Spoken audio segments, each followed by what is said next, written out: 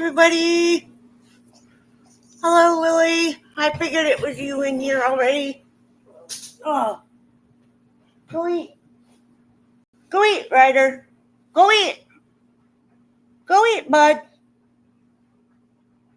He's already eaten, but he's going to try and get me to hold him the whole time. Huh? You got bed over there. Go in your bed.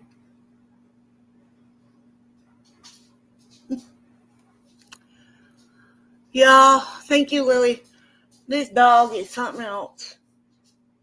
He is like attached to me all day, every day, except for when I'm at work.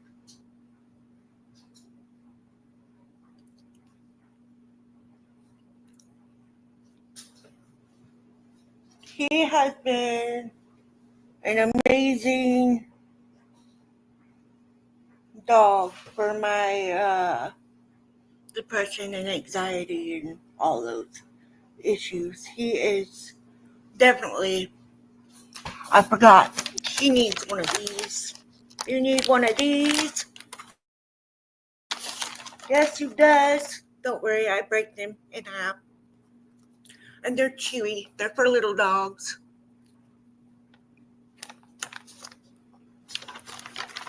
That's your toothbrush, dude. Your breath smells awful. But anyway, so today is AA Day. Thank you for being here. Feel free to chat in the chat if you want to. You don't have to, but be mindful of each other and no harassment or judgment in the meetings or after. So please just be kind. That's all I ask. Anyway, on that note, I hope everybody's had a wonderful weekend. I worked this weekend like normal. I work weekends, Saturdays and Sundays. Right now we're doing 11-hour shifts, so yes, I'm tired. Tried to take a nap like 3 times yesterday, but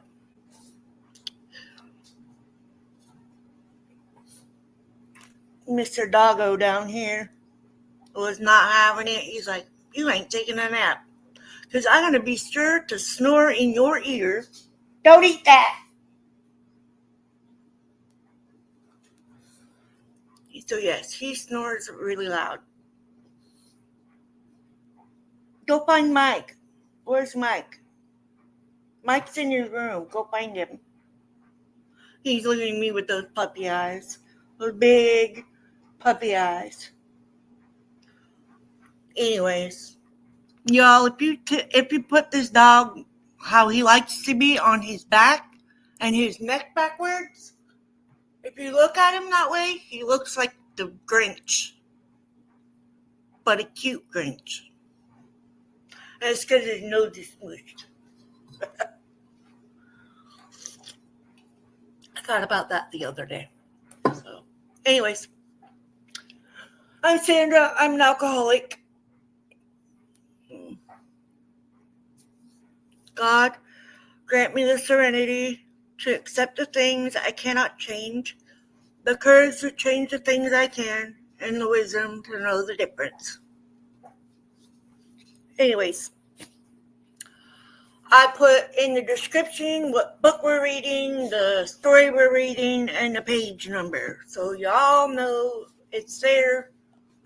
If you're just coming in, I'm reading the 4th edition. So not all books are the same. The big books, anyways, they can be different. But that's why I put in there the story that we are reading, because at least then you know what we're reading.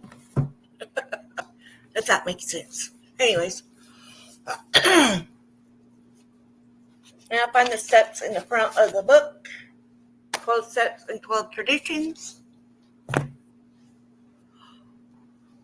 1. We admitted we were powerless over alcohol, that our lives had become unmanageable. 2. Came to believe that a power greater than ourselves could restore us to sanity. 3. Made a decision to turn our will and our lives over the care of God as we understood Him. 4. Made a searching and fearless moral inventory of ourselves. 5. Admitted to God, to ourselves, and to another human being the exact nature of our wrongs. 6. We're entirely ready to have God remove all these defective characters. 7. Humbly ask Him to remove our shortcomings. 8.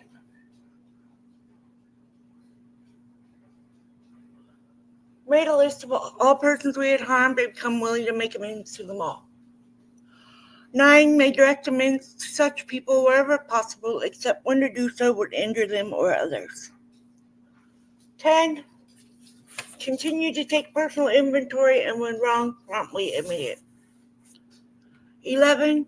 Sought through prayer and meditation to improve our conscious contact with God as we understood Him, praying only for knowledge of His will for us and the power to carry that out. 12. Having had a spiritual awakening as a result of these steps, we tried to carry this message to alcoholics and to practice these principles in all our affairs. So we are reading the Big Book, and we're on, it says Alcoholics Anonymous, number 3, on page 182. See how long this one is, see if we're going to make it through the whole thing today, or if I'm going to break it into 2. Might be able to make it through it today. Alcoholics Anonymous, number 3. Pioneer member of Akron Group, number 1, the first AA group in the world. He kept the faith, therefore he and countless others found a new life. Hi, Char. You made it. Yes. Thank you for being here. One of 5 children, I was born on a Kentucky farm in Carlisle County. My parents were well-to-do people, and their marriage was a happy one. My wife, a Kentucky girl, came with me to Akron, where I completed my course in law at the Akron Law School. My case is rather unusual in one respect. There were no childhood episodes of unhappiness to account for my alcoholism. I had seemingly just a natural affinity for grog. My marriage was happy, and I never had any of the reasons, conscious or unconscious, which are often given for drinking. Yet, as my record shows, I did become an extremely serious case. Before my drinking had cut me down completely, I achieved a considerable measure of success, having been a city councilman for 5 years and a financial director of a suburb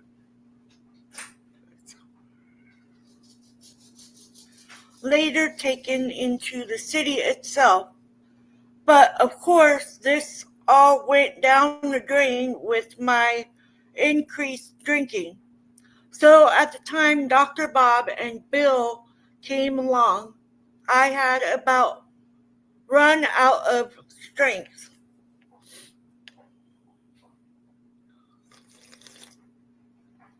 Yes, I'm slurping, it's hot. The first time that I became intoxicated, I was 8 years old. This was no fault of my father or mother, as they were both very much opposed to drinking.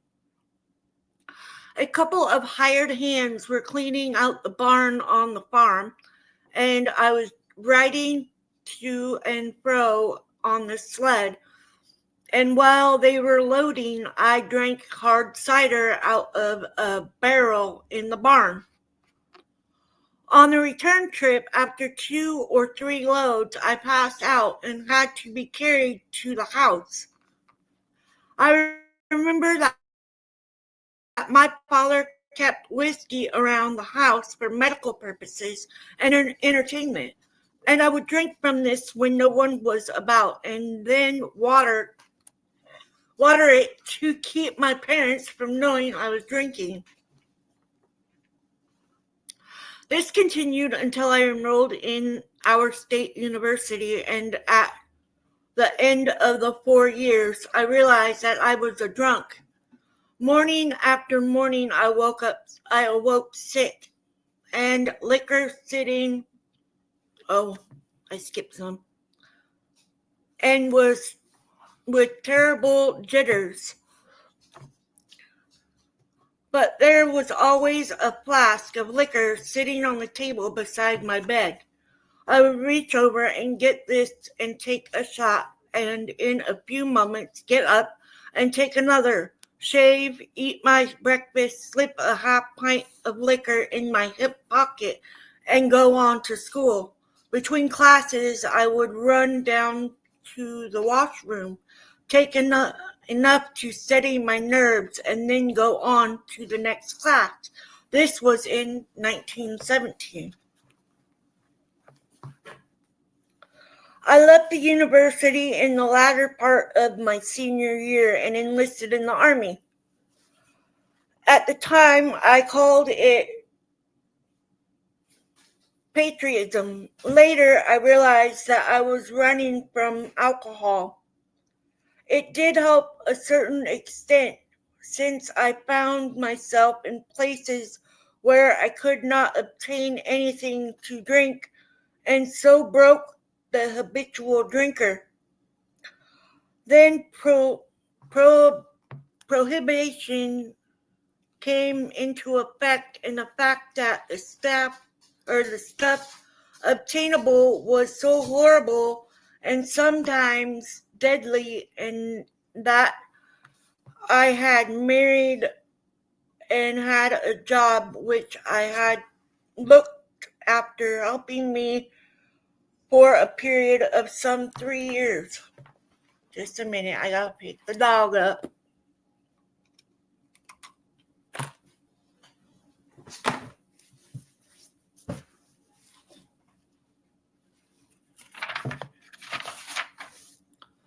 Three or 4 years. Although I would get drunk every time I could get a hold of enough to drink to get started. My wife and I belonged to some bridge clubs, and they began to make wine and serve it. However, after 2 or 3 trials, I found this was not satisfactory because they did not serve enough to satisfy me. So I would refuse to drink. This problem was soon solved, however, as I began to take my bottle along with me to hide it in the bathroom or in the shrubbery outside. As time went on, my drinking became progressively worse. I would be away from my house 2 or 3 weeks at a time. Horrible days and nights when I would lie on the floor of my home and reach over to get the bottle, take a drink, and then go back into oblivion. During the first 6 months of 1935, I was hospitalized 8 times for intoxication and shackled to the bed 2 or 3 days before I even knew where I was. On June 26, 1935, I came in the hospital, and to say I was discouraged is to put it mildly. Can you take him?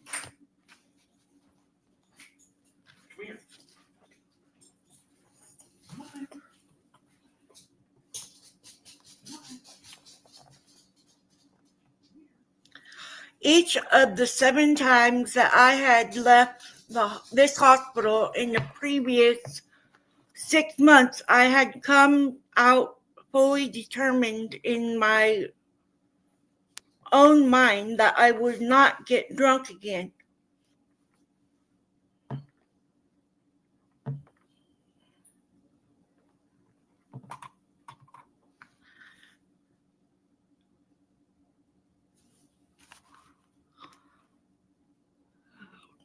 I lost my spot again.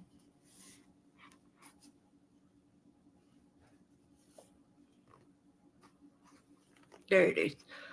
For at least 6 or 8 months, it hadn't worked out that way, and I didn't know what the matter was and did not know what to do. I was moved into another room that morning, and there was my wife. I thought to myself, well, she is going to tell me this is the end, and I certainly couldn't blame her and did not intend to try to justify myself. She told me that she had been talking to a couple of fellows about drinking. I resented this very much until she informed me that they were a couple of drunks just as I was. That wasn't so bad to tell it to another drunk. She said, "You are going to quit." That was worth a lot, even though I did not believe it. Then she told me that these two drunks she had been talking to had a plan whereby they thought they could quit drinking. And part of that plan was that they tell it to another drunk. This was going to help them to stay sober. All the other people who had talked to me wanted to help me, and my pride prevented me from listening to them and caused only resentment on my part. But I felt as if I would be a real stinker if I did not listen to a couple of fellows for a short time. If that would cure me, my wife also told me that I could not pay them even if I wanted to and had no money, which I did not.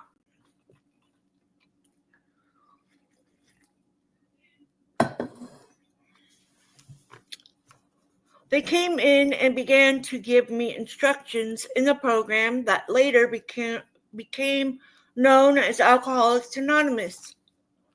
There was not much of it at that time. I looked up and there was not much, I looked up and there were two great big fellows over 6 foot tall, very likable looking. I knew afterwards that the two who came in were Bill W. and Dr. Bob. Before very long, we began to relate some incidents of our drinking, and pretty soon I realized that both of them knew what they were talking about. Because you can see things and smell things when you're drunk that you can't other times. If I had thought they didn't know what they were talking about, I wouldn't have been willing to talk to them at all. After a while, Bill said, "Well, now you've been talking a good long time. Let me talk a minute or two." So after hearing some more of my story, he turned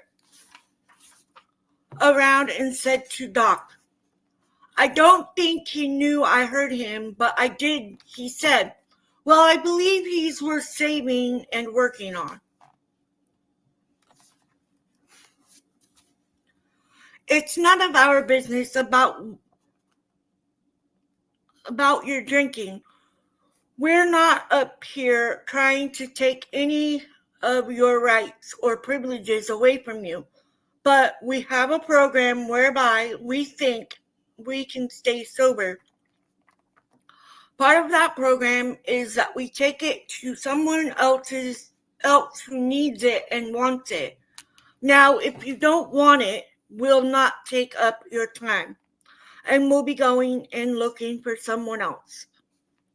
The next thing they wanted to know was if I thought I could quit of my own accord, without any help. If I could just walk out of the hospital and never take another drink. If I could, that was wonderful.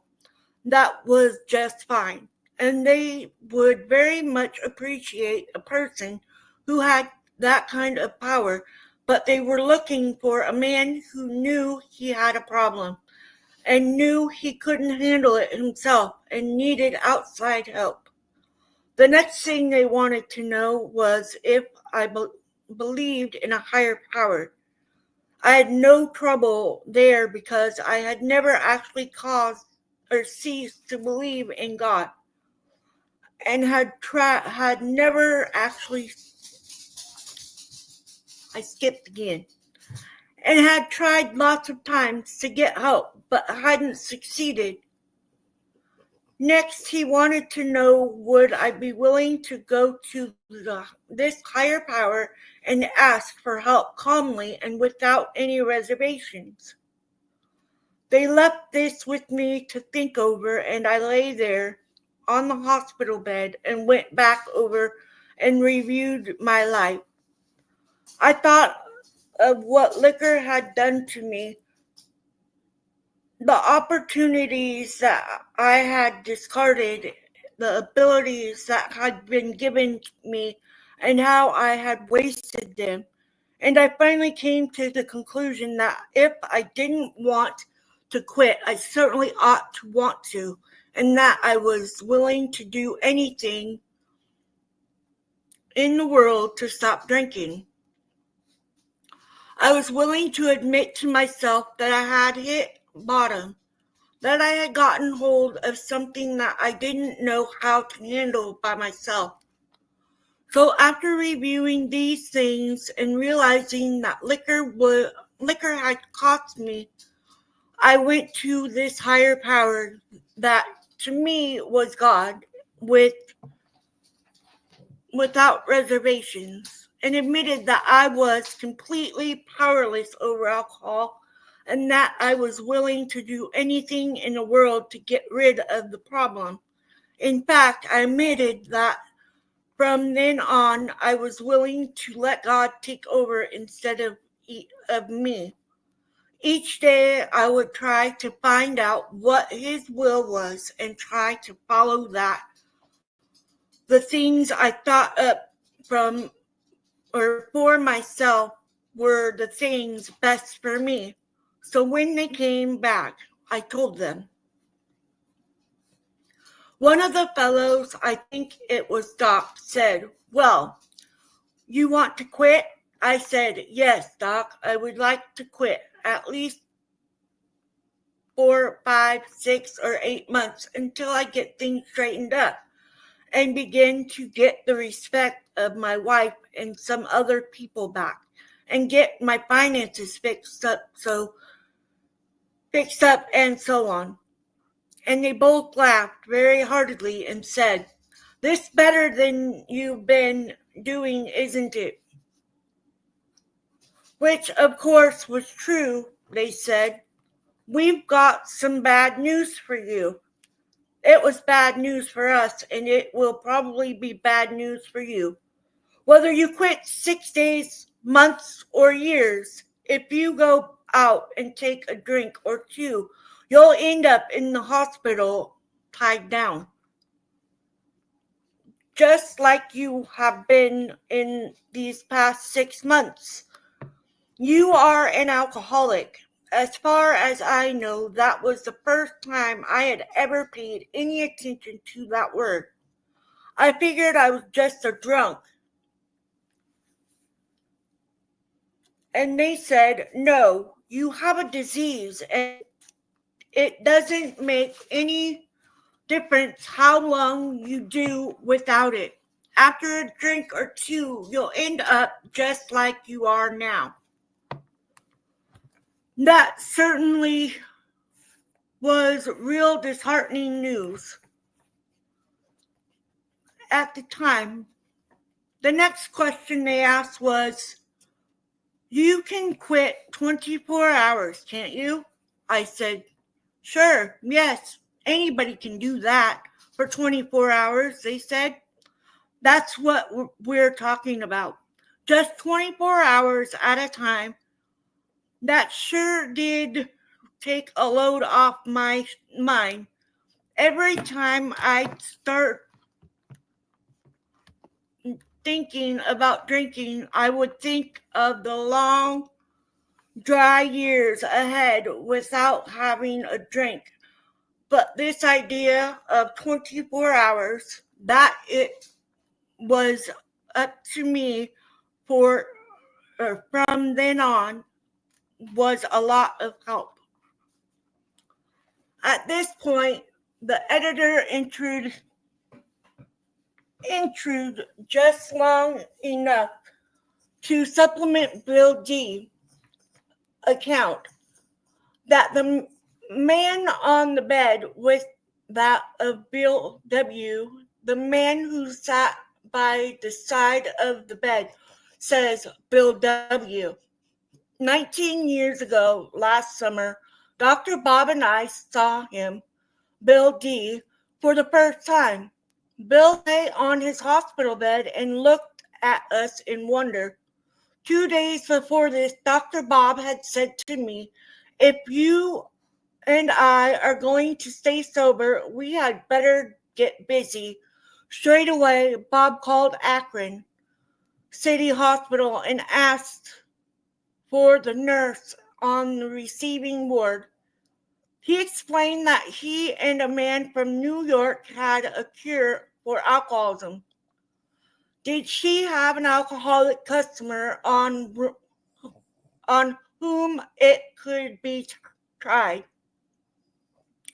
Knowing Bob of old, she jokingly replied, well, doctor, I suppose you've already tried it yourself? Yes, she did have a customer, a dandy. He had just arrived in DT, had blackened the eyes of 2 nurses, and now they had him strapped down tight. What this one do? After prescribing medicine, Dr. Bob ordered, put him in a private room. We'll be down as soon as he clears up. Bill didn't seem too impressed. Looking sadder than ever, he wearily ventured,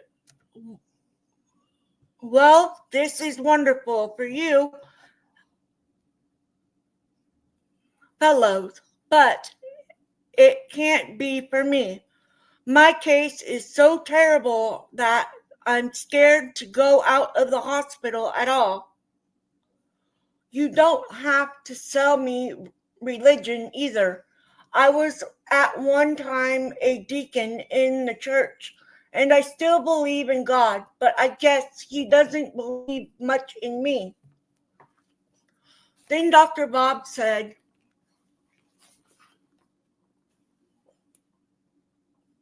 you're going to fall off.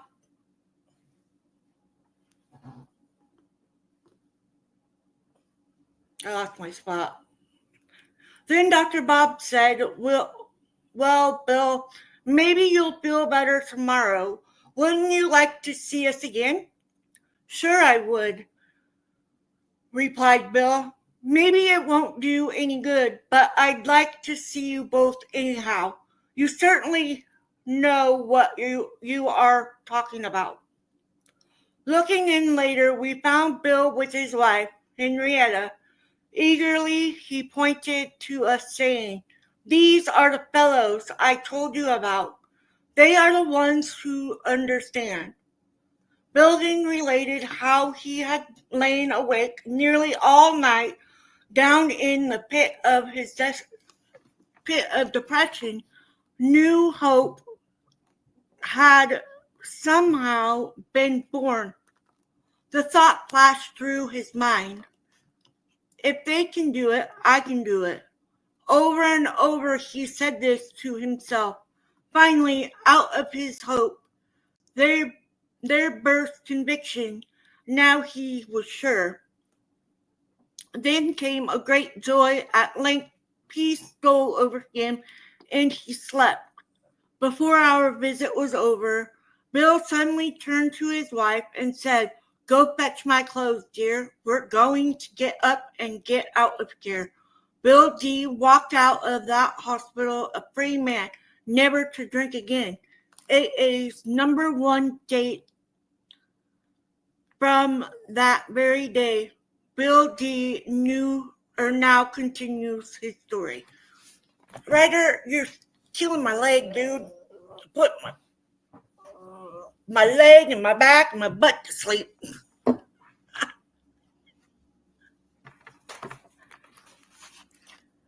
He was in the next 2 or 3 days after I had first met Doc and Bill that I finally came to a decision to turn my will over to God and to go along with this program the best that I could. Their talk and action had instilled in me a certain amount of confidence. Although I was not too absolutely certain, I wasn't afraid that the program wouldn't work, but I still was doubtful whether I would be able to hang on to the program. But I did come to the conclusion that I was willing to put everything I had into it with God's power, and that I wanted to do just that. As soon as I had done that, I did feel a great release. I knew that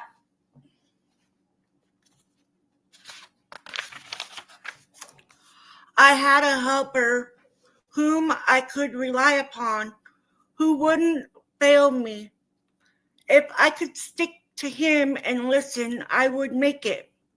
I remember when the boys came back, I told them I have gone to this higher power and I have told him that I am willing to put his world first above everything. I have already done it and I am willing to do it again here in the presence of you, or I am willing to say it any place, anywhere in the world from now on and not be ashamed of it. And this certainly gave me a lot of confidence and seemed to take a lot of the burden off me. I remember telling them too that it was going to be awfully tough because I did some other things, smoked cigarettes and played penny poker and sometimes bet on the horse races. And they said, don't you mind, or don't you think you're having more trouble with this drinking than with anything else at the present time? Don't you believe you are going to have all you can do to get rid of that? Yes, I said, reluctantly. I probably will. They said, let's forget about those other things, that is, trying to eliminate them all at once, and concentrate on the drink. Of course, we had talked over quite a number of failings that I had and made a sort of an inventory, which wasn't too difficult because I had an awful lot of things wrong that were very apparent to me. Then they said, there is one other thing. You should go out and take this program to somebody else who needs it and wants it. Of course, by this time, my business was practically non-existent. I didn't have any, naturally, for quite a time.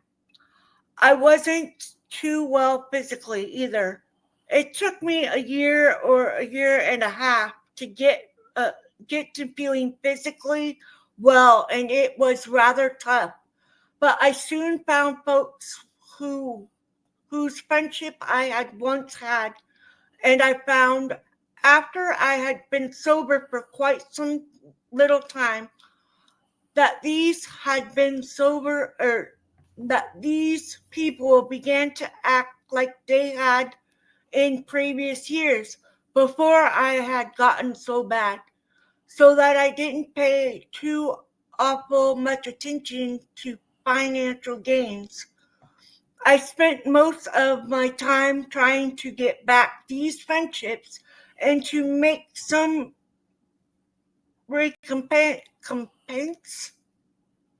towards my wife, whom I had hurt a lot.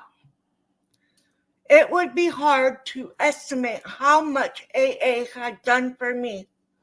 I really wanted the program and I wanted to go along with them. I noticed that the others seemed to have such a release, a happiness, something that I thought a person ought to have. I was trying to find the answer. I knew there was even more, something that I hadn't got. And I remember one day, a week or two after I had come out of the hospital, Bill was at my house talking to my wife and me. We were eating lunch, and I was listening and trying to find out why they had this release that they seemed to have. Bill looked across at my wife and said to her, "Henrietta, the Lord has been so wonderful to me, curing me of this terrible disease, that I just want to keep talking about it and telling people. I think I have the answer." Bill was very, very grateful that he had been released from this terrible thing and he had given God the credit for having done it.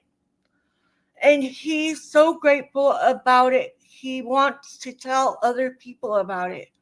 That sentence, "The Lord has been so wonderful to me, curing me of this terrible disease that I just want to keep telling people about it," has been a sort of a golden text for the AA program and for me.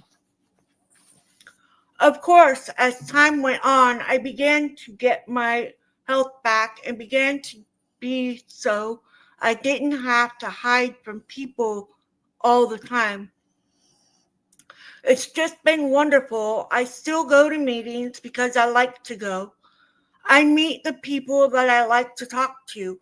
Another reason that I go is that I'm still grateful for the good years that I've had.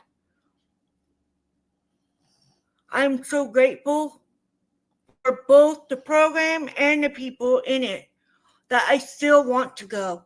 And then probably the most wonderful thing that I have learned from the program, I've seen this in the AA grapevine a lot of times. And I've had people say it to me personally, and I've heard people get up in meetings and say it, is this statement: "I came into AA solely for the purpose of sobriety, but it has been through AA that I have found God." I feel that is about the most wonderful thing that a person can do. That's the same thing for me. And he's sleeping with his head on the table.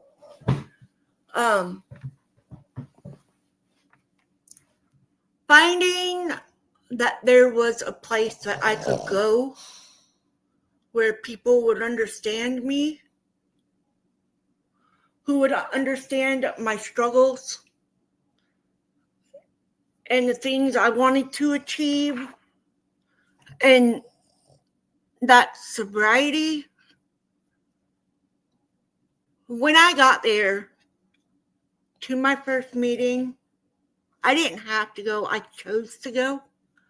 A friend invited me, and like I said, I had already quit drinking, but I didn't know all the workings of AA, and I didn't know that there was actual people that I knew people drank, but I didn't know that we could relate in ways. And finding out that I could go to a place and feel welcome and understood and not judged, and uh, having those people that I call my friends and understand what I'm going through on days when I'm going through a bad one. And they have taught me that I don't have to drink. Hi, Riza. I don't have to drink. I can stay sober and be sober for the rest of my life and be happy. And hi, Ava.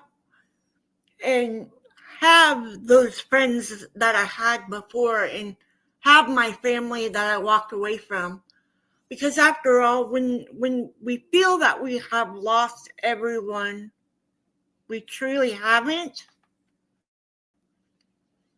We are just too much into the drinking to realize that we pushed them away, that we decided that for ourselves. And when I realized that I walked away from all my friends before I ever got sober, I walked away from my family. I left them behind. Not my husband and my son, but I left. And while I was gone, I decided to get sober. And at that time, I didn't get sober for just me. I got sober because I wanted to be able to do the things I wanted to do, and I couldn't do that while I was drinking. And so I chose to get sober. And then I came back to Portland and I stayed sober. And I was talking to my friend and I was like, I'm an alcoholic. And I had figured that out like, I don't know, 2 years before I got sober. Maybe 3 years, because I got sober for a year and then I drank for like another 2 years. But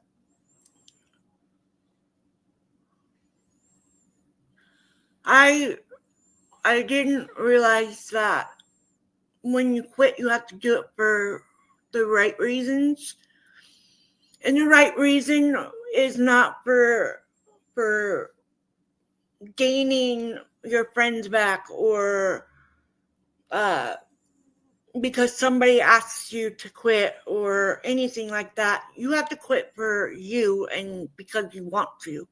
And that's basically what they told him, is you have to want to quit. And I had quit before I came back. So I knew I wanted to quit. I didn't know if I could quit forever. But when I got to the rooms, I didn't even get my first 24-hour coin until I was like 3 or 4 years sober, maybe even longer. But I didn't know that we only go at the 24-hour. And when you think about the 24-hour thing, it does make it a lot easier to comprehend and to think about, because when you get too far ahead, life can throw stuff at you that you're not ready for. And if you wake up and tell yourself you're going to be sober for that day, and you tell yourself through the day that you're going to stay sober, you can do that and stay sober. But having the tools to stay sober, that's what you get when you go to AA. You get those friends that relate to you completely. We don't always get along, don't get me wrong, and we're not always all buddy and happy and all of that, but I feel safe enough to go to an AA meeting and tell my story. And that's what I do here. And at AA, when I went to AA a couple weeks ago, all I could talk about was this meeting right here. And, AA got me here. They got me here. Those rooms helped me to get me here. Because if I stop and I think, could I have stayed sober this long? Probably not. Because I had already gone out once before and got drunk before I ever went to AA. And I know that you don't start over in your drinking career. You start exactly where you left off. And so instead of drinking and making your way to the bottom, you start out at the bottom. And you don't get anywhere by being drunk, by staying drunk.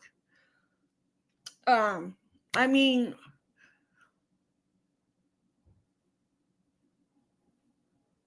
I give all of my thanks to having a sponsor, to having the 12 steps, the 12 traditions, the rooms, the people, the meetings, the everything about it. It helps. And also, like it says, go tell somebody. That's what I have done since I found AA, is I tell everybody. I'm not ashamed that I'm a recovering alcoholic, because that's what I am. And I will always be a recovering alcoholic, unless if I go back out drinking. And I don't plan on that. But I can't say never, because it could be. You never know. So we don't plan ahead. Because that just jinxes yourself. I jinxed myself enough. I don't need to do it on that. But sobriety is achievable. Long-term sobriety is very much achievable. I've been sober 11 years and a month. Almost 11. I've been sober 11 years and almost 1 month. And there have been people in those rooms that have been sober for 75 years. 75 years. Because of these rooms. So there's a reason you shout it to the next person. Because it can help somebody. And if they want to be sober, it will work. But they have to make that choice on their own. That's exactly what these guys just told us, is you have to figure it out on your own. We can tell you about it, but it's your choice. It is completely your choice, because nobody can choose sobriety for you. And I chose it for me, and I'm so glad I did. So very glad I did. And I haven't been reading the daily reflections, but I'm going to read it today. I decided to go live on both YouTube and Facebook on the Chromebook. So, love with no price tag. When the 12th step is seen in its full implication, it is really talking about the kind of love that has no price tag on it. 12 Steps and 12 Traditions, page 106. That's in the smaller book. In order for me to start working on the 12th step, I had to work on serenity and honesty, and to learn to act with humility. Carrying the message is a gift of myself, no matter how many of sobriety, or no matter how many years of sobriety I may have accumulated. My dreams can become reality. I solidify my sobriety by sharing what I have received freely. As I look back to that time, when I began my recovery, there was already a seed of hope that I could already see, or that I could help another drunk pull himself out of his alcoholic mire. My wish to help another drunk is the key to my spiritual health. But I never forget that God acts through me. I am only his instrument.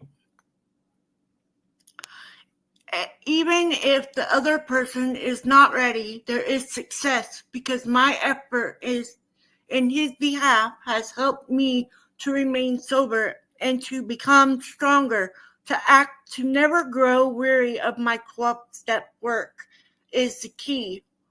If I am capable of laughing today, let me not forget those days when I cried. God reminds me that I can feel compassion. And that is true. My foot is asleep because the dog is sleeping on it. Ow, my toes.